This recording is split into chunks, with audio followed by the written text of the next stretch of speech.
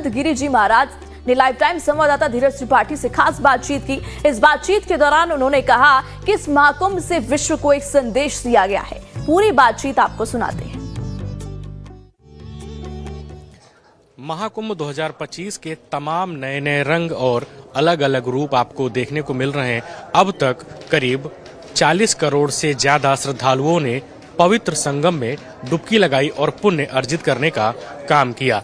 3 शाही अमृत स्नान हो चुके हैं और इसी विषय पर, महाकुंभ के महात्म पर, सनातन संस्कृति को सुदृढ़ करने के विषय पर हमारे साथ बात करने के लिए हैं स्वामी महामंडलेश्वर आत्मानंद गिरी जी महाराज। आप जूना अखाड़े के महामंडलेश्वर हैं और प्रयागराज आए हुए हैं। वैसे आप मध्य प्रदेश में आपका आश्रम है। महाराज जी, सबसे पहले आपका बहुत स्वागत है लाइव टाइम्स पर।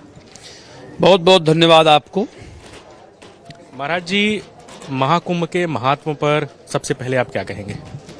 सर्वे भवन्तु सुखिनः, सर्वे सन्तु निरामयाः, सर्वे भद्राणि पश्यन्ति, मा कश्चित् दुर्भाग् भवेत्। इस महाकुंभ से विश्व को एक संदेश दिया गया है कि वैदिक सनातन धर्म हम लोगों का बनाया या रचना का धर्म नहीं है। अनादि काल से ये धर्म है।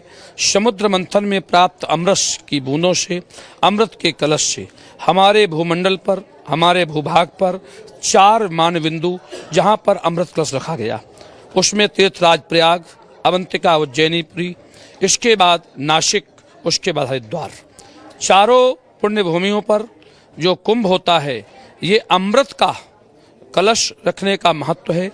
वर्तमान में माघ मकर रवि की गति सोई, तीर्थराज आए सब कोई। माघ में जब सूर्य मकर राशि में जाता है तो वो अमृत योग निर्मित होता है। तीर्थराज प्रयाग का महत्व विश्व में अपना एक महत्व है, क्योंकि सभी तीर्थ हैं, चारों धाम, परंतु ये तीर्थ नहीं, ये तीर्थों का राजा है।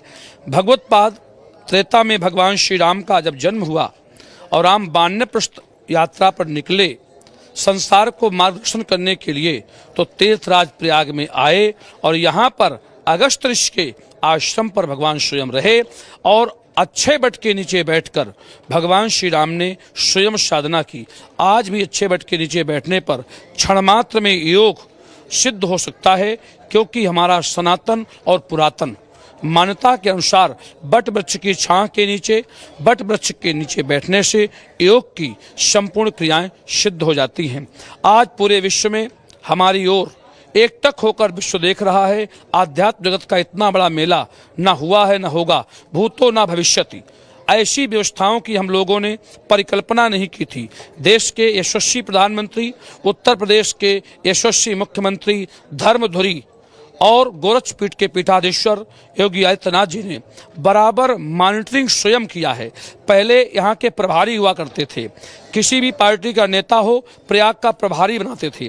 पहले यहाँ पर नेताओं को लूटने के लिए एक टीम बनाई जाती थी, पर वर्तमान के कुंभ में हमारे देश के यशस्वी प्रधानमंत्री ने कुंभ मेले में आज तक 4 बार स्वयं आकर के पूरे मेले का अवलोकन किया। हमारे यशस्वी मुख्यमंत्री की गिनती तो हम लोग कर नहीं सकते हैं, क्योंकि एक दिन छोड़कर एक दिन प्रयागराज में ही घूमते हैं, सभी महापुरुषों से मिलते, संतों से मिलते हैं। इसकी महिमा का वर्णन हमारे वेदों में किया गया है कि वट विश्वास आचल निर्धर्मा, तीर्थराज प्रयाग सुकर्मा। इसलिए हम लोग सब धन्य हैं, हमारे जीवन काल में ये शुभ अवसर आया है। अब जो लोग कह रहे हैं कि जिनके पाप हों वो जाके वहाँ नहाए धुले, अरे इतना तो ज्ञान हो गया उनको कि यहाँ पाप धुलते थे, क्योंकि वहाँ यहाँ वही आ सकता है। सोई जानत जही देत जनाई, जानत तुम्हें हो जाई। पापों की चादर मोटी होगी तो साबुन से साफ नहीं होगी। इसलिए उनके कर्म ऐसे हैं कि वो चाहते हुए भी तीर्थराज प्रयाग की धरती पर नहीं आ सकते हैं, क्योंकि वो लोग केवल सनातन धर्म का विरोध करने वाले लोग हैं। आज दिल्ली में उनको ऐसा तमाचा लगा है कि उनकी आवाजें गुम हो गई हैं। गुरुजी, यहाँ तीर्थराज प्रयागराज में धर्म अध्यात्म की बड़ी चर्चा, हर हर महादेव, धर्म अध्यात्म की बड़ी चर्चा हो रही है, एकता का संदेश दिया जा रहा है, लेकिन कुछ लोग अशांति विध्वंस की बात करते हैं। वक्फ बोर्ड वाले कह रहे हैं हमारी जमीन है। पूरी दुनिया में वक्फ बोर्ड का कोई काम नहीं है, ये सनातन भूमि है उनको उनका हिस्सा उस दिन दे दिया गया था जिस दिन 14 अगस्त 47 को भारत का बंटवारा हुआ था। आज वक्फ बोर्ड की नहीं, सनातन बोर्ड की आवश्यकता है। देश में दो धाराएं हैं, एक वैदिक सनातन, एक मुस्लिम मूवमेंट। उनका काम है धर्म का विरोध करना, अशांति पैदा करना, अन्याय के साथ खड़े हो जाना। हम सब लोग वैदिक हैं, सनातनी हैं। और आज मैं कहता हूं, मस्जिदें खड़ी हैं मंदिर पर। लोग कहते हैं वक्फ बोर्ड, कैसा वक्फ बोर्ड? सनातन देश में किसी वक्फ बोर्ड की आवश्यकता नहीं है। तीर्थराज प्रयाग पर उनकी जमीन कहां से आ गई? मंदिरों में मस्जिदें खड़ी हैं। हाँ। संभल का विवाद हुआ, हिंसा हुई, तमाम सारी मैं चीजें। स्वयं तो संभल गया था। बड़े स्तर पर अभियान चलाए जाने के आंदोलन की जरूरत है। हम लोग स्वयं संभल गए थे। और भारत में जितने हमारे मानबिंदु हैं, जहां जहां उनकी मस्जिदें दिख रही हैं, यदि पहले हमारे मंदिर थे तो हमें अपने हर मंदिर चाहिए। इस पर कोई समझौता नहीं होगा। 3 चीजों में समझौता नहीं होता, स्वाभिमान में, सम्मान में और भगवान में। इन पर कोई समझौता नहीं।